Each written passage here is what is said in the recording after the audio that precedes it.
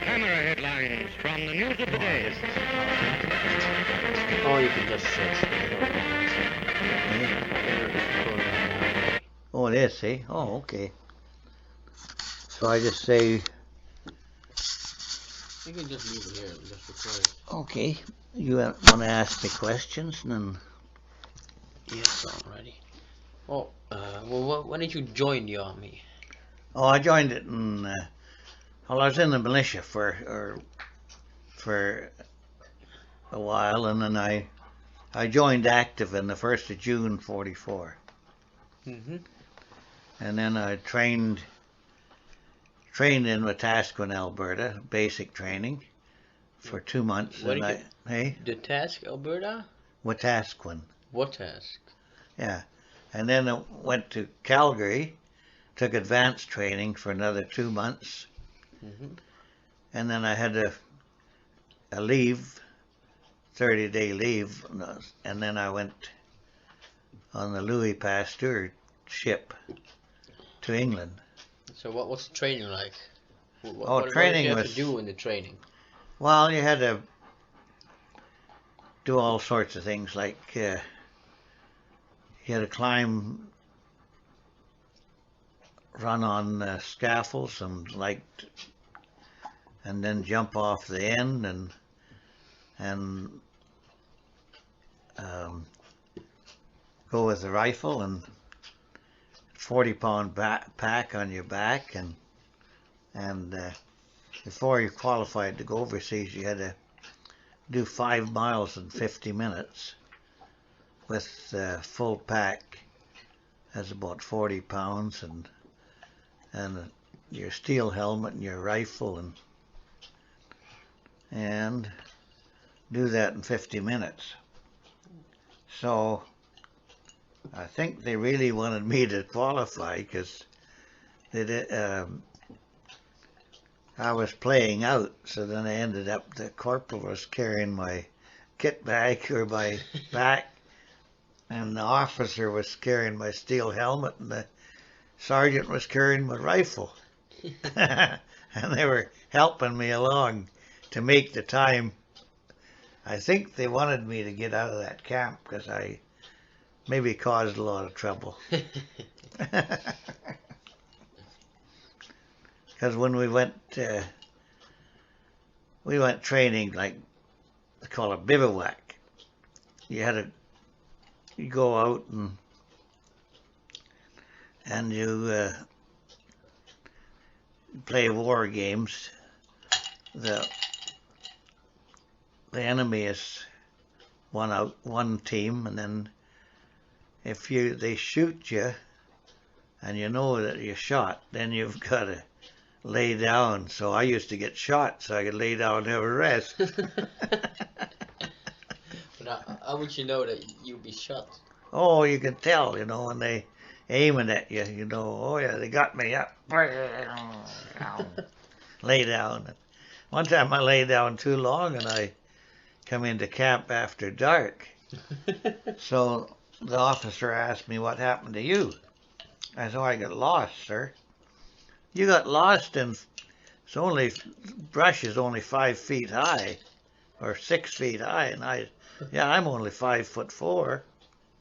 So, I got back, and I had then had to go in other training, and finally I did the time right, and next thing I knew, I was on the Louis Pasteur ship, French ship, boat, heading for England. Mm-hmm. And it was took 8 days. Well, there was they had us in hammocks, and you had it every morning. You had to roll up your hammock, and the palliasse, what they call it, the mattress, throw it all in a box, Every morning. Yeah. So I wasn't. I hadn't detailed to do any drill, so I would be the last one to throw the stuff in the box. So I'd go in the box with it. Then I'd lay there and sleep while they done their routines on deck. Till one guy, I think it was Stengun, I called him. He got kind of ticked off about me getting off that way, so he took and slammed the lid shut and put a snap on top so I couldn't get out. And then I didn't know they were having a drill about, then they were standing over it saying, oh, we've been German subs been following us for the last 2 days. And figured they were going And they're just standing on deck for that? Yeah. But I was in the box. I was locked in this box, my own stupidity. So if the boat would have been torpedoed, you would have been, you would have gone down with it. Well, I think the box would have floated. It was on top deck. But I'd still how to get out of it. If it had turned upside down, I'd have been in trouble, yeah. But anyway, I kind of panicked and they stood over. But you could hear what they said. Oh, yeah. Well, they cooked it up, these guys in our outfit. I wasn't in the Canadian Scottish yet. I was just infantryman. And I didn't know they were going to have a drill, so then all the whistles went on the boat, and then they said every man for themselves or something on top deck and your battle stations. And so I panicked, so I start rapping on the lid of this box. Just pushing the lid and punching? Yeah, hammering it, with my fist. And then who should open it up? But the captain, the orderly officer, opened it up and he says, Private Johnson, what are you doing in there? And I said, well, I threw my hammock in there and I lost my balance and fell in, and some nut come along and locked me in here. That's where I am. He said, what detail were you on? I said, I don't have any, sir. He said, you got one now. So he put me to carrying meat up to the officers' mess. We were living on mutton stew. Tasted like wool, was not much to eat. So it happened to be some other kid got punishment too, so we had to carry this tray of meat up, 2 or 3 flights up to the officers' mess. And when the ship went up on the wave, it was so heavy you had to stop. You couldn't move. So I told the other guy, I says, now, I'm going to get myself a couple of pork chops. And when the next wave, you get yourself a couple of pork chops and I'll keep balancing the thing, eh? So we did that. So we ate good. We ate pork chops when the rest of the bunch was eating mutton stew. And the next day we had something else, and so that's how we did when we went overseas. We always, when I got punished, I always made it work out for the better. I don't know. Maybe that's why they called me Snafu. What does snafu mean? Oh, a disturber. But it's short for something. Yeah. Tell me. For somebody always getting in trouble. Well, I've heard the term before, but I don't know what it means. For somebody that's always getting in trouble, getting on the wrong side of the army or whatever. But anyway, we finally, after 8 days, we docked in Liverpool. then they loaded us all up on those double-decker buses. I'd never been on one of them before. And from London to Aldershot. Then we're in Aldershot there. Were you docked in London or Liverpool? Liverpool. And then you went to London and then to Aldershot. I think we just went straight from Liverpool on these buses. All right. Should have been a whole bunch of buses And to then carry all Army, the soldiers. eh? Should have been a whole bunch of buses to carry all the soldiers. Well, it was these trains. Mm-hmm. And we ended up in Aldershot. So when we got in Aldershot, well, we had a train there. We trained in... But were you taken to Aldershot by train or by bus? Or by both? I think I ended up with army trucks. Army trucks. Because we ended up taking more training. We're just outside of London someplace. Mm-hmm. And we took in, it was away in the boondocks.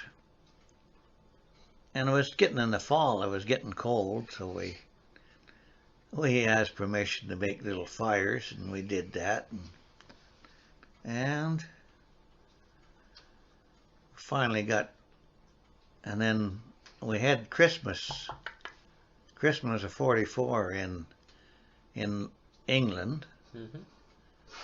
And then on the 27th of January 45 or 44, I think I ended up in Belgium. In January of 45? No, December 45. December 44. All right. I ended up went into England on the fall of 44, and then spent a couple of months training there. So that was, I guess we got in Liverpool about October or something. And then October and November we trained, and then we had December we had Christmas in England, London, and then we loaded us on planes and we went to Belgium. To Belgium. On a plane? Eh? On a plane? Yeah. I think they mostly ship you guys over to Europe. Yeah, they did, usually, yeah, but I mean, we were latecomers. Mm-hmm. I was 19, or I was 20 by that time. And so anyway, we ended up in Leopold Barracks, Belgium. I know it was on the 27th of December 1944. Then the 27th? About the 27th, yeah, just after Christmas. So anyway, then we were in there a while, and a week or so. And then they loaded us all up in trucks and took us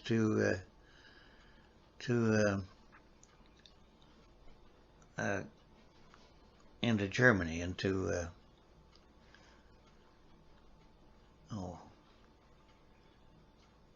just before he got into Holland. Cleve, Germany. And then we... But you arrived in Belgium on December 27th? Yeah. And, well, the Canadians... When were you allotted to the Canadian Scottish? Oh, not till around January 45. Alright, because the fighting in the Rhineland, yeah, which is Cleve, was in February of 45. Yeah, Cleve. Joined the Canadian Scottish in Cleve, yeah. Alright, in February. Oh, I thought that was 1st of January, but maybe. Was that when they ended in February was saw the main fighting for the Rhineland, yeah. Oh, Or at least what the Canadian Scottish did in the Rhineland. oh, maybe they come across from D-Day and they got wiped out at before they got to Cleve. That's why they're short of. Well, in the Moylan Forest, C Company got devastated. Yeah, And what company were you with? oh, it was Charlie Company. Well, then this would have been in February because C Company had suffered tremendous losses right before that. Oh, I guess that's where I've forgotten my history. It didn't. It was right after they had their losses anyway. Maybe I stayed in Belgium longer than I figured, but that age, you know, you lose track of time and anyway. But I remember it was 27th of January that I ended up in Cleve, yeah. All right. Or in Belgium. In Belgium on 27th of December. December 44. And then right after that I ended up at Cleve whenever the Canadian Scottish marched through there. Mm-hmm. And then that's how I got into the Canadian Scottish. And I started off as a rifleman for about a month or so, and I didn't like that. But as a rifleman, did you take part in any operations? Well, yeah, we were fighting our way across, shooting, and we were so close to the Germans we could hear them talking. And do you remember anything from your time in a rifle company? Yeah, I was a rifleman and Charlie Company. And anyway,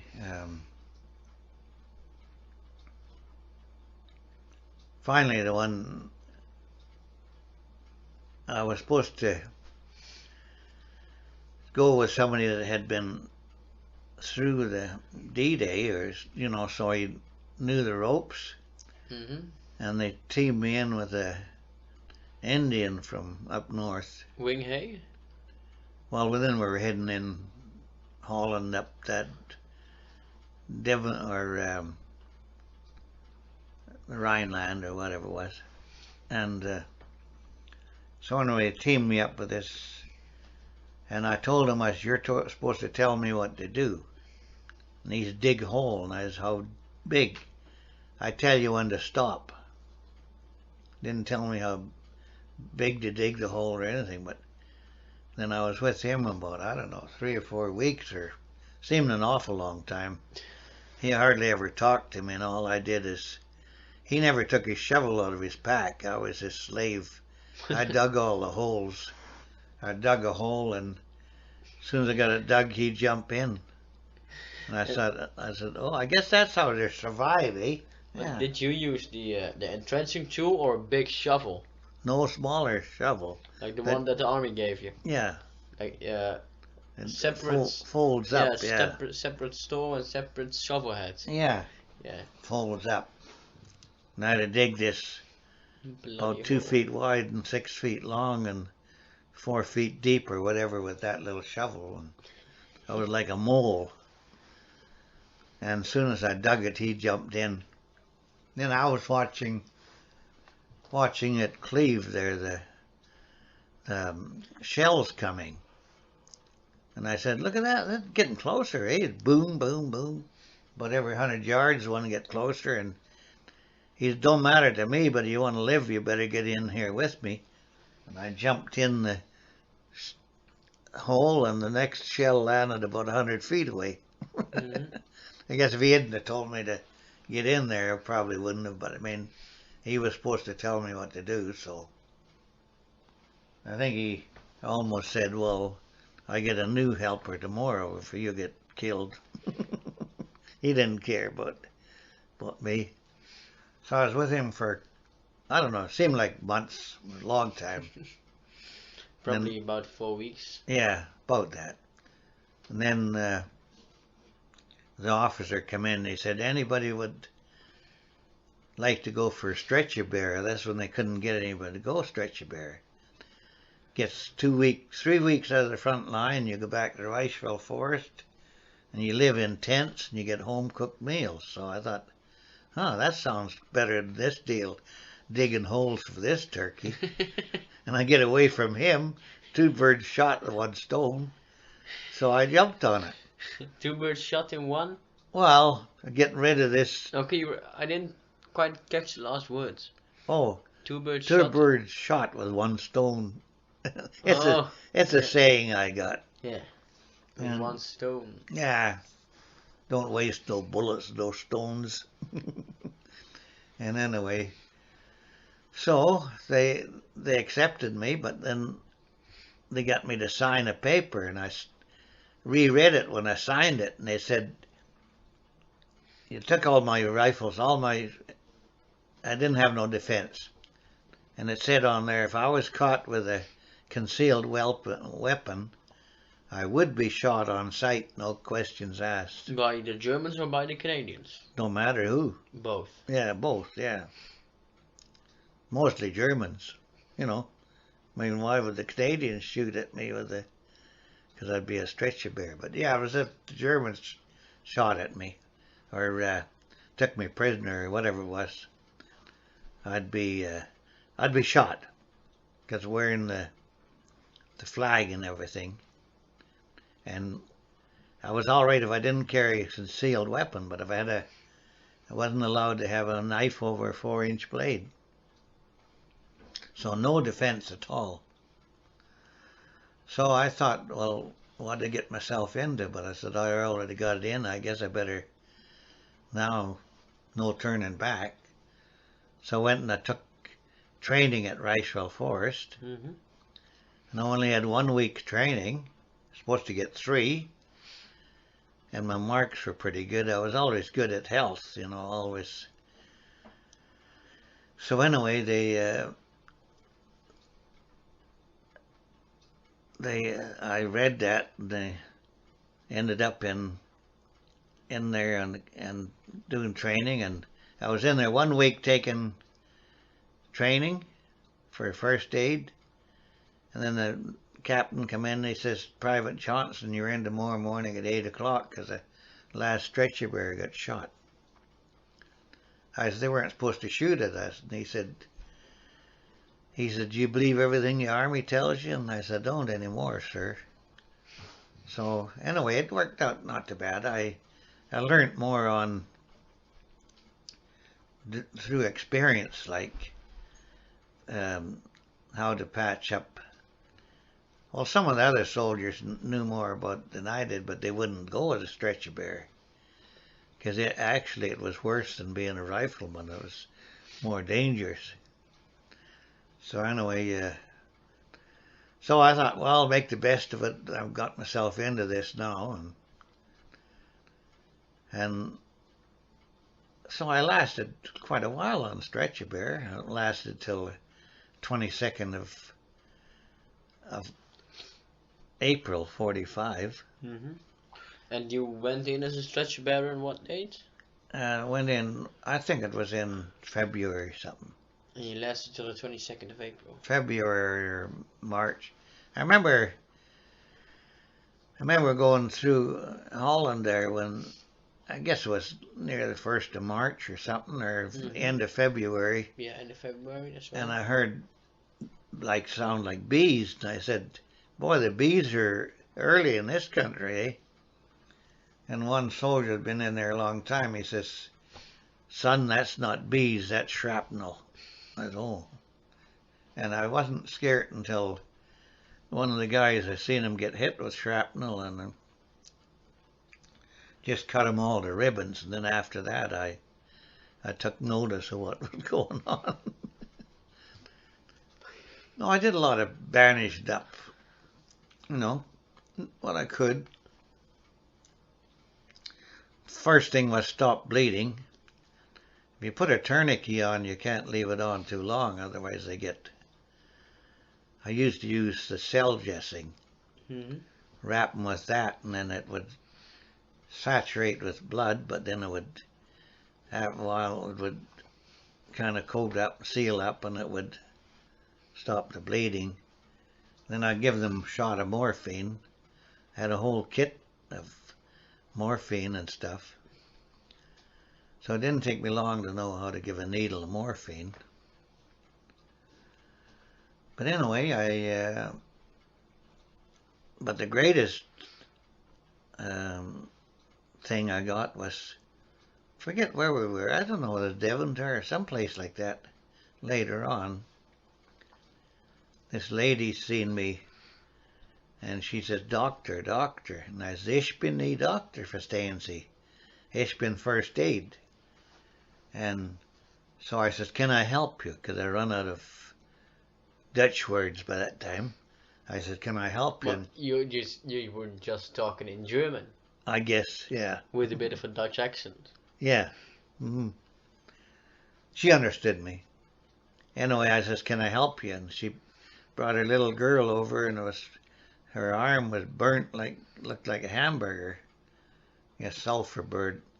And I had sulfanilamide powders. And I looked in my book, and it said, do not put oil or anything on a burn.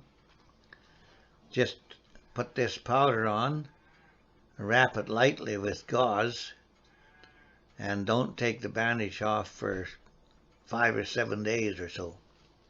So that's what I told her. Take off the bandage. See, 7 Dagen. Take off the bandage.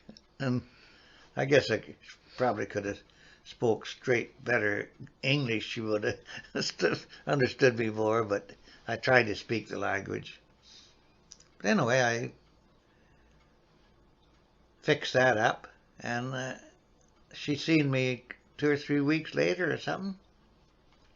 And she's, you are doctor. No, no, not yet. She's looking at my little girl. Arm was clear as a bell. Not a blemish on it. And when I did your girl's arm, I looked in the sky and I said, God, give me a hand with this, because I don't know what the hell I'm doing. And I said, I think I had to help. But it worked out good.